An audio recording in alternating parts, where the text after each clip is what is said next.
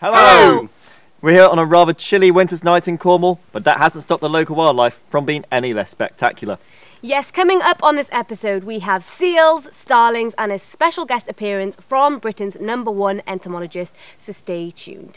Now boys, I am so excited to hear about what you got up to at the Marion. Well, if you want British wildlife spectacles, that was it. In fact, no, a global wildlife spectacle. It was just fantastic, and you'll see what I mean soon. It was truly incredible, but first of all, we're going to start off by having a look at seal populations in Cornwall. We're incredibly blessed with our grey seals, and we also have the Cornish Seal Sanctuary who are there to help them out during the winter time. And Pete and I went to have a look at exactly what they do. But all that to come here on NatureWatch!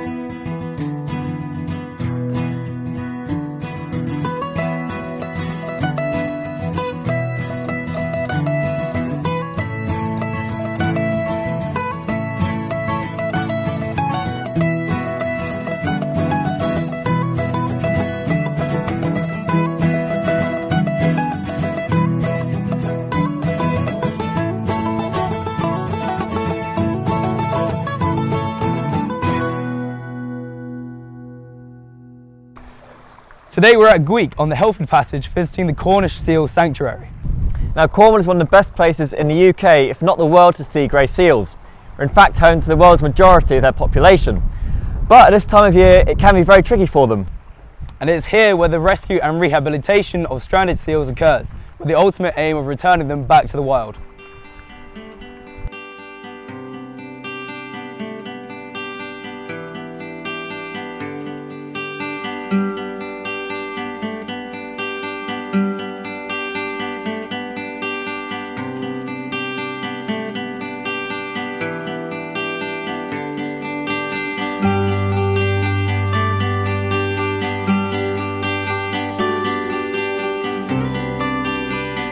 We caught up with Dan Jarvis from the animal care team here at the Cornish Seal Sanctuary. This time of the year is the breeding and pupping season for the grey seal, which is our local seal species here around the Cornish coastline. The young pups are brought up by their mums for the first 3 weeks of their life, and then they're pretty much left to fend for themselves after that point. So all of the pups that are rescued come here to our seal hospital first of all. They get a full clinical assessment from us and our vet, who will come out, he'll take a blood sample and start them on any medication to help treat their illnesses and injuries. The last stage here with us is to go to our convalescent pool, where we've got a few resident seals who are mostly adults and a couple of juveniles as well, but there'll be loads and loads of other seal pups in there as well, so it's like a big feeding frenzy at the feeding times. Fish going everywhere, we hide from them so they don't associate us as a food source, so all the fish gets thrown in from our hiding places outside into the water, and as soon as they've put on enough weight to be released, that's the next stage and the final part of the rehabilitation story for us.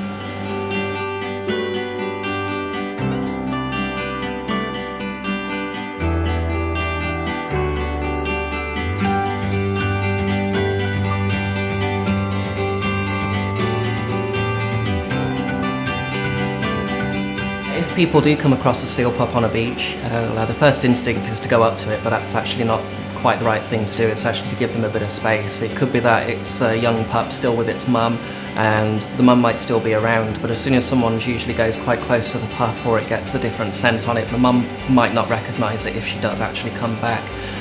So we do unfortunately see a few pups having to be rescued purely for that reason. So the best thing actually to do is just to hang back a bit, keep a distance, don't disturb the pup, especially if it's exhausted. The last thing it wants is to be chased back into the water and back into the sea, where it's going to get even more exhausted as well. That can definitely be a bad thing. They can spend hours and hours out on land resting, sleeping, digesting their food. It's a really important part of their normal sort of daily cycle.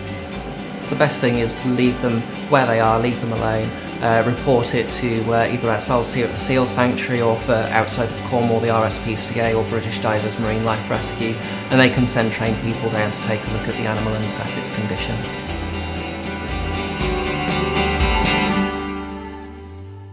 What brilliant work. And work that's very relevant recently, as during Storm Imogen, a seal was actually washed up on a beach down here in Falmouth. Yeah, make sure you listen to that advice from Dan. If you see one, please don't approach, because you may cause more harm than good.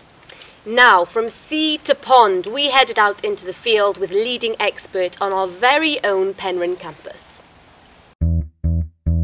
Sometimes to get up close and personal with nature, all you need is a pair of wellies and a pond.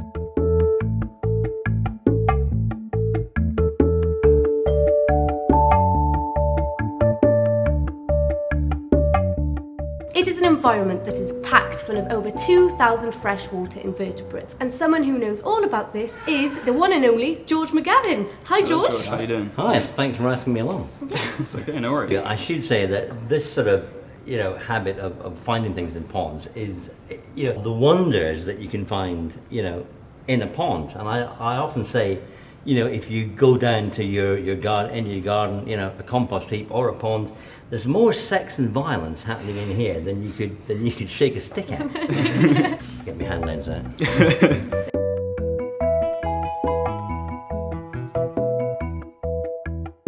The bug, of course, here, that's in the order Hemiptera, so it sucks, so all bugs have to suck fluids. That thing is a pretty fierce animal. So your diving beetle, the really big, water beetle, which has enormous eyes, and the male of the big ones have these suction pads with which they stick the back of the female so that they can basically, I don't need to draw any pictures here. And if I was just someone coming down to a pond, didn't know anything about this species, what would I most commonly see? Well, it depends how wet you want to get, basically. I mean, well, one of the best things you can do, if you get a plastic pail and you cut out a hole in the base and you glue a piece of glass in it, you can actually have it into the pond and actually observe things in the pond, as they are. And I think that's actually a great thing to do. Well, what I do occasionally, if it's sufficiently warm, is actually, snorkel in the pond. Face mask and snorkeling, because you can just hang there in the surface and just observe everything. But if you can't do that, then a pond net is quite a cheap alternative. Absolutely. Yeah. Well, unfortunately, that's all we've got time for today. But thank you so much for our help. We've ID'd many species. Yeah, thank you thanks for so that. much. It's been great. Yeah, yes. More species, we want more stuff. Yes, absolutely. So there it is. You have no more excuses. Get out there into your back garden and see what there is to see. And from the spectacle of your back garden pond to the spectacle of the Starling murmuration. Now, how they do it, we're not quite sure.